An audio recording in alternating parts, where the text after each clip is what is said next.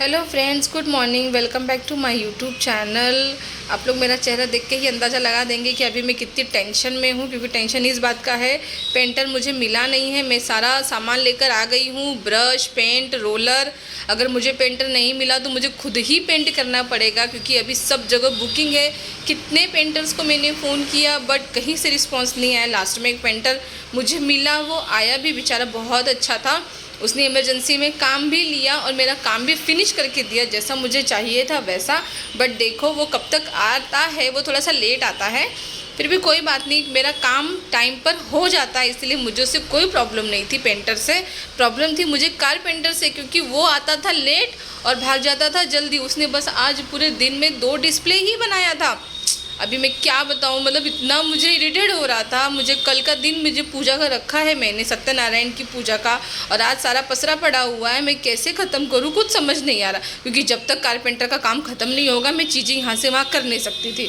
तो मैंने कारपेंटर भैया से पूछा, भैया आपको जो जो चीज़ें लगने वाली वो बता दो, बाकी का मैं सारा सफाई कर देती। तो उसने बोल दिया है कि अभी कुछ भी काम लगने वाला नहीं है, सिर्फ अब कांच और डिस्प्ले के कांच वगैरह जो होते वही सब लगने वाले। तो आपको जो भी लगता है आप अपनी सफाई करवा दीजिए।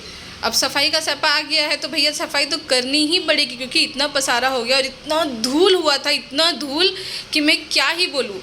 अभी मतलब शब्द ही नहीं थे मेरे पास में, एकदम परेशान हो गई थी मैं। कारपेंटर तो अपना काम करके भाग गया, तो 4:30 पौने 5 बजे ही चला गया था। अब उसका उनका काम ख़त्म हो गया था, इसीलिए वो चले गए थे।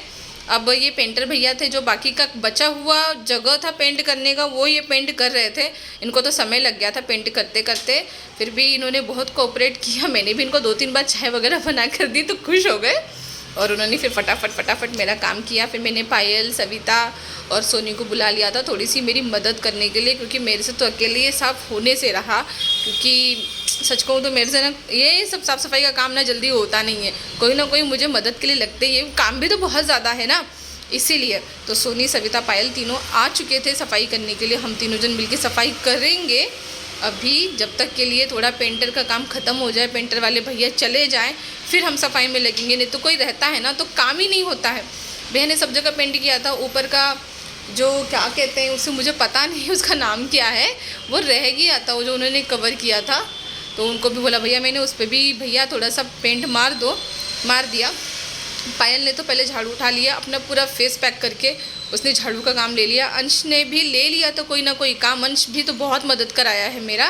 छोटा वाला बेटा मेरा सो गया था, नहीं तो वो भी यहाँ पे बीच में कूदता रहता, उसे मैंने सुला दिया था। और उसे एलर्जी है डस्ट की, एक्चुअली मुझे भी एलर्जी है डस्ट की, लेकिन अब क्या करेंगे, काम है तो करना ही पड़ेगा ना, वो भी अपना काम है। तो पायल ने झाड़ू लगाया, अंश ने पोछा लगाया, मतलब जो भी फर्नीचर थे, सोनी ने कचरा भरा और सविता ने वीडियो बनाई। इतना सारा काम सबने अपने अपना ले लिया था, और मैं बस खड़ी होकर सबको इंस्ट्रक्शन दे रही थी, ये करो वो करो। नहीं, मैंने भी काम किया, मैंने कचरा बनाने में मदद की, बहुत बड़ी मदद। मैंने बोरा पकड़ा हुआ था इसीलिए। चलो ये सब हो गया था। कचरा भरने की बारी आई तो बारी करके सारे कचरे भरने शुरू किए। इसके पहले मैंने ऑलरेडी 4 से 5 गोनियाँ कचरा फेंका। कचरा यही जो लकड़ी का निकलता है, बुरादा उरादा, यही सब था। ऐसा कचरा नहीं था जो वैसा कचरा हो। तो एक भंगार वाले अंकल आते हैं, उनको भी बुला लिया था कि आपको जो भी लगता है आप वैसे ही ले जाइए, मुझे पैसे वैसे नहीं चाहिए, बस मेरा ये क्लीन हो जाए।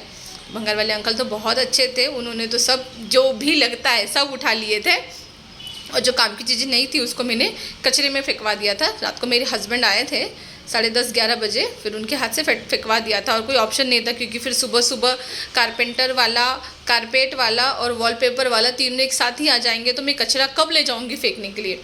तो सुबह देखो कब आता है, अभी कुछ आइडिया नहीं है कब तक आता है। बोला तो है सुबह आएगा, बाज आए तो बहुत ही अच्छी बात है, क्योंकि कल शाम के टाइम का मुहूर्त निकला है पूजा का, तो शाम के टाइम पे पूजा होगी, इसीलिए। अब ये यहाँ पर इनको दिख गया एक पान मसाला का पैकेट और शायद तंबाकू का पैकेट, और मुझे नहीं पता कितने चीज़ों का पैकेट है। ये सब कारीगर लोग खा के फेंके हैं, बताओ। इन लोगों को लग रहा था मैंने खा के फेंका, बताओ। मैं खाती हूँ ये सारी चीज़ें, छी, देखना भी पसंद नहीं करती, खाना तो दूर की बात है। चलो कैसे भी करके बाबा सारा कचरा मैंने फेंकवा दिया। उसके बाद में मैं अब थोड़ा सा रिलैक्स होकर मैं बैठी थी कि अब चलो सामान भी रखना है, उसके बाद खाना खाना है। ऐसा करते हमें 10 बज गया था, क्योंकि सामान जब तक सेट हो नहीं पाएगा, चीज़ें सेट नहीं हो पाएंगी, तब तो कुछ अच्छा नहीं लगता, लुक नहीं आता है। और इतनी धूल मिट्टी जमी हुई थी ना कि एक एक चीज़ें ना मुझे पहले गीले कपड़े से फिर सूखे कपड़े से पोंछ पोंछ के रखना पड़ रहा था। मतलब सारा काम मेरा डबल डबल डबल हो गया था। डबल क्या पता नहीं कितना हो गया था। और फिर कल कितनी धूल निकलेगी वो भी नहीं पता, क्योंकि पूरी तरह से क्लीन हुआ नहीं, कहीं ना कहीं धूल हो ही गई है। और मेरे बाल पूछो ही मत, मतलब ऐसा लग ही नहीं रहा था कि मतलब मेरे बाल पूरे धूल मिट्टी से भरे हुए थे। तो आज का स्ट्रेस भरा दिन फाइनली ख़त्म हुआ रात के 10 बजे। रात के 10 बजे मैं घर गई, खाना खाई, तब जाके मैं सोई कहीं। तो आज का ब्लॉग यहीं पर ख़त्म होता है। थैंक यू, आपका सपोर्ट मुझे चाहिए। मेरे चैनल को सब्सक्राइब करिए। और कल है सत्यनारायण की पूजा, तो आप सभी लोगों का इनविटेशन है, आप सभी लोग आइए। Thank you for watching.